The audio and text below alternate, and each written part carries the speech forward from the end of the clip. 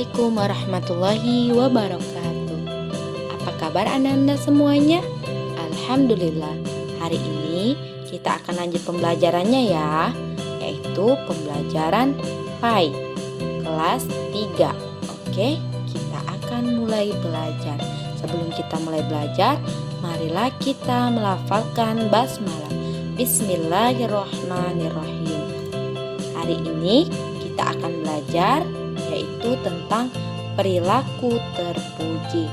Ada apa saja kah di perilaku terpuji? Marilah kita simak bersama-sama. Oke, yang pertama yaitu ada tawadu.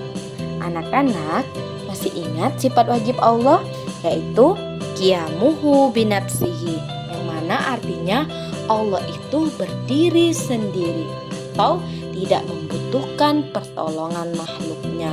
Sementara itu, kita manusia sangat bergantung sepenuhnya pada Allah Subhanahu wa Ta'ala untuk membuktikan bahwa kita taat kepada Allah. Kita harus mempunyai sifat tawadu, yang mana tawadu itu artinya rendah hati atau patuh, tidak membanggakan diri atau sombong di hadapan Allah Subhanahu wa Ta'ala. Nah, bagaimana cara kita bersikap tawadu?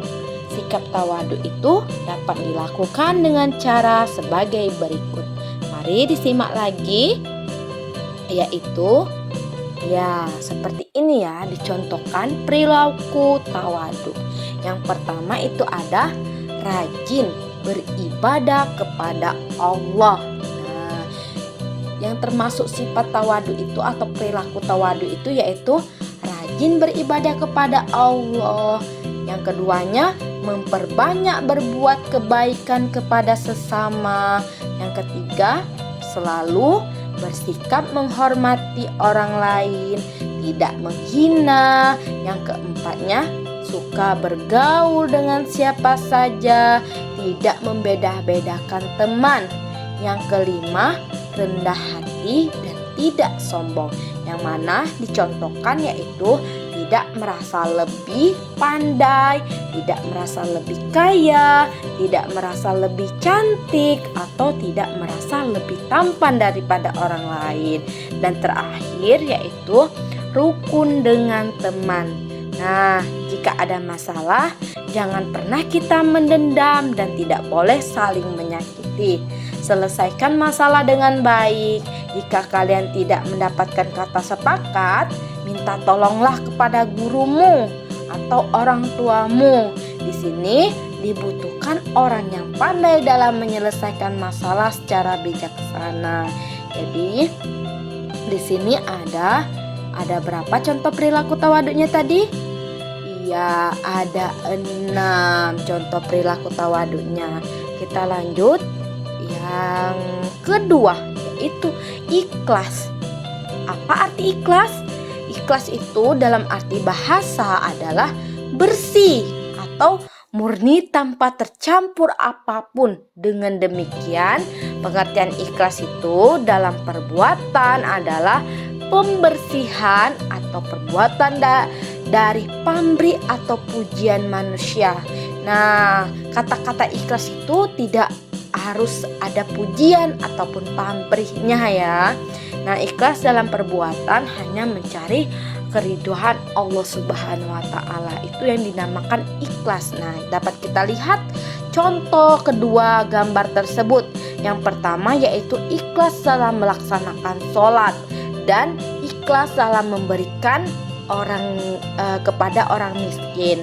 Nah, itu dinamakan kita harus berbuat ikhlas.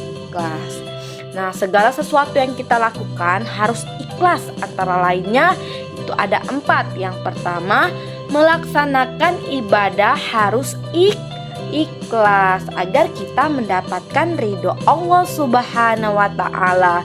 Yang kedua, yaitu belajar juga harus ikhlas agar ilmu kita bermanfaat.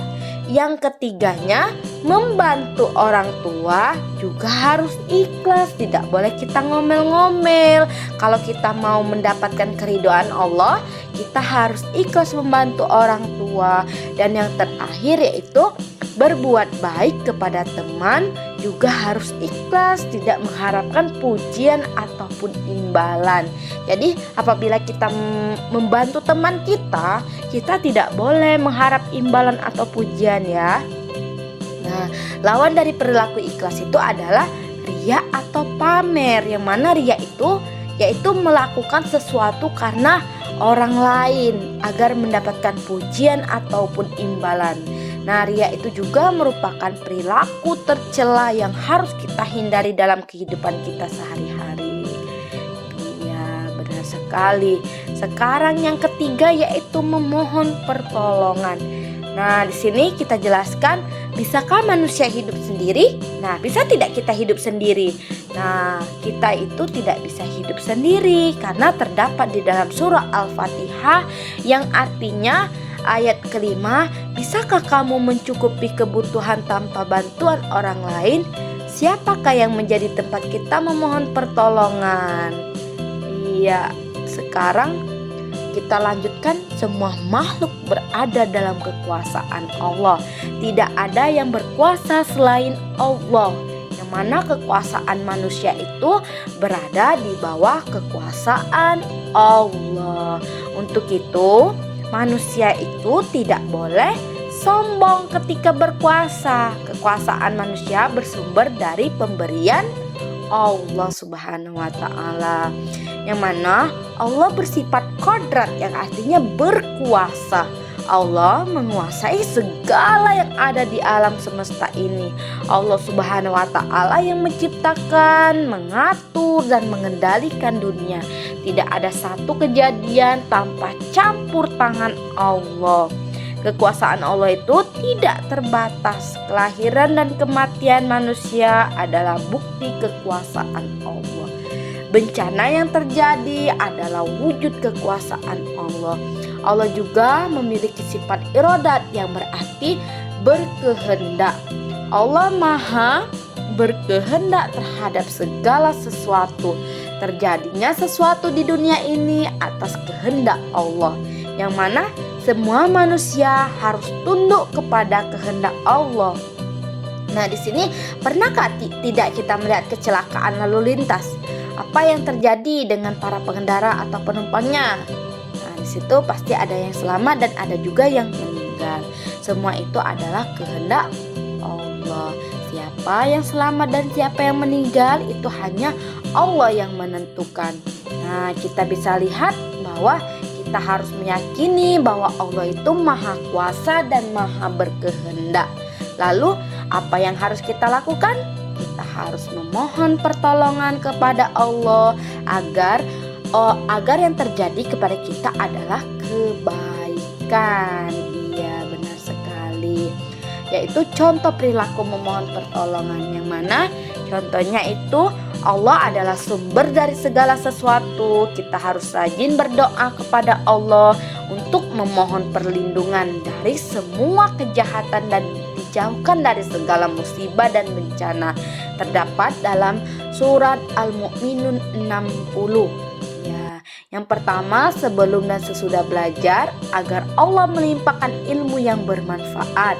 Yang kedua, sebelum dan sesudah makan agar makanan yang kita makan menyehatkan tubuh kita. Dan yang terakhir, sebelum dan sesudah tidur agar Allah melindungi diri kita selamat tidur. Baiklah anak-anak bunda, mungkin sampai di sini saja pembelajaran kita. Wabillahi taufiq wal hidayah. Wassalamualaikum warahmatullahi wabarakatuh.